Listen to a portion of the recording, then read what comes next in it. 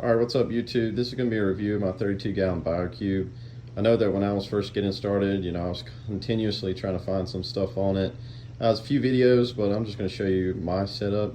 So as you can see right off the bat, I have, I believe, one big bag of the CaribSea, Fiji pink sand, and then a small bag of a Fiji pink sand as well. 30 pounds of the CaribSea Live Rock or Life Rock. I am running the Reef LED 50 on top of it. Love that, super awesome. Just down in the bottom, got everything in here. I have my Tunze auto top off in there. Fill it up, I'll say once every 2 weeks. Just got this 5 gallon jug from my local fish store. And as you can see, it's probably about a week, maybe a week and a half, and it's about halfway done, so maybe a little longer than 2 weeks, but just filling it up with RODI water. And this is just my setup in here, just a normal Walmart surge protector, got everything in there. As you can see right here, I have the Hygger mini wave pump, and then I'm running, let's see, I believe this is like a BL Ink, just an outdoor timer. Just my cabinet there, nothing special. As you can see in here, I got 2 blacker ice clownfish. See if I can get up close of them. Super cool. Got them from my local fish store on sale. I think they were $35, $40 a piece. They look really cool. I have a Diatom balloon of about maybe 3 or 4 days ago, and I'm sure it's just from a new tank. Just turned my lights on maybe a week and a half ago. So as you can see, I added some snails, some Nasari snails. I believe there's a few turbos in here. I noticed one's back in there, and then an emerald crab. Just did a few of them, not too many. And that way, they didn't die off or anything. They surprisingly cleaned it up a lot from yesterday. Yesterday it looked really bad, and then from yesterday afternoon to this morning at about lunchtime, it looks a lot better. As you can see, I'm running the Petbank automatic feeder. Got it set for one time. It feeds them at 7 p.m. I'm going on a cruise, so I'll be gone all week, so I have this guy on there. I'm gonna take it off. I got a, as you can see down here, the I think it's Innovative Marine, yeah, Innovative Marine Gourmet Defroster, so that's gonna be cool. I'm gonna put some nice shrimp and stuff like that in there, so that'll be coming off, but got it set up for tomorrow when I leave. As you can see, the Hygger mini set on the lowest setting really puts out some waves. Like it's super good. Really almost overkill, really, but pretty sleek, nice design on it. Really looks good. I just got my timers on over here, my Nano flipper. Highly recommend that. And then my Reef LED. I couldn't get it centered because I took the lid off. As you can see right here, the piece where the lid on the BioCube is at, it's kind of right there in the middle, so I have to kind of angle it. I don't think it looks bad at all. I do wish it was centered, but it's not bad. I'll start in this first tank. First tank, I just have the Coralife BioCube protein skimmer. If you're watching this, absolutely do not buy this. This thing is a piece of junk.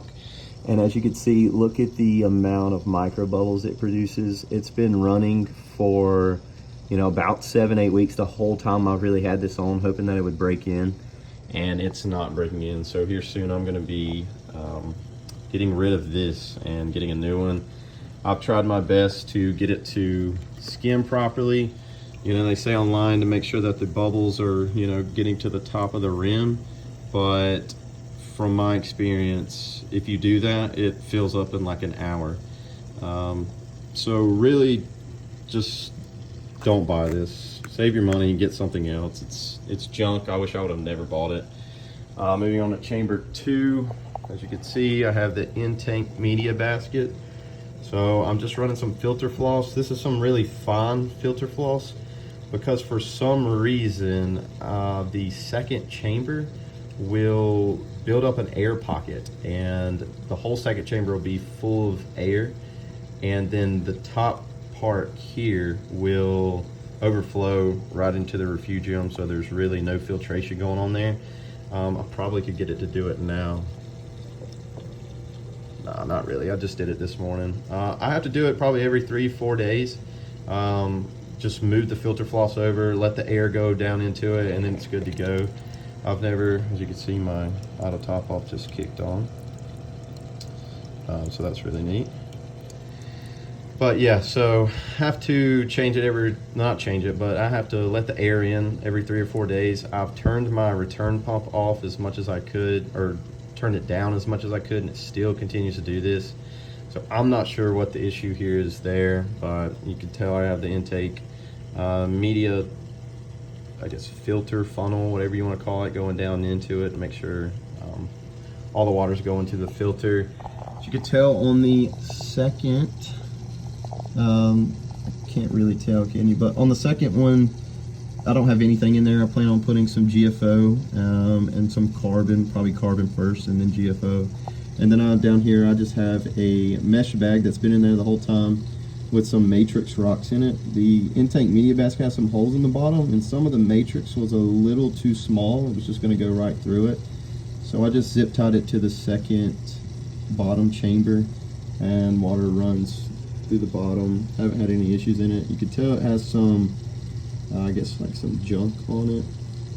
So I'm going to see how that does. If my nitrate levels don't go down, then I'm definitely going to have to change the bag out, but it's a white bag, so I'm sure that's why it's showing. And then you can see right here, I have, not even sure what this light's called. If you just type in Refugium light for BioCube, it's about $70, $75, $76 on Amazon.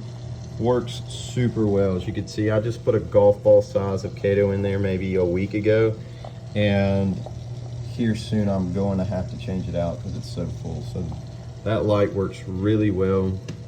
Then as you can see here, this is just my auto top off tube that goes from that water canister down there, and then as you can see there, that is my Tunze auto top off little switch, I guess you could say. I'm running just a small piece of foam in here for my quarantine tank, just to get the bacteria levels up. When I put it into the quarantine tank, I have 2 of the just cheap heaters here. This one is set to about 77, 78 degrees, and then this one right here is set a little lower. They're not completely accurate, as you can see. Like that one's probably set to like 76, and this one's set to like what it would look like 74, but realistically this one's set to like 77, 78. This one's probably set to like 76. So if the tank ever dropped, like this one stopped working, the tank ever dropped to 76, this one's going to cut on. So yeah, this is just how I have mine set up. You know, may give you guys some ideas, but all in all, very happy with the tank. The only thing I would not recommend would be the Coralife protein skimmer.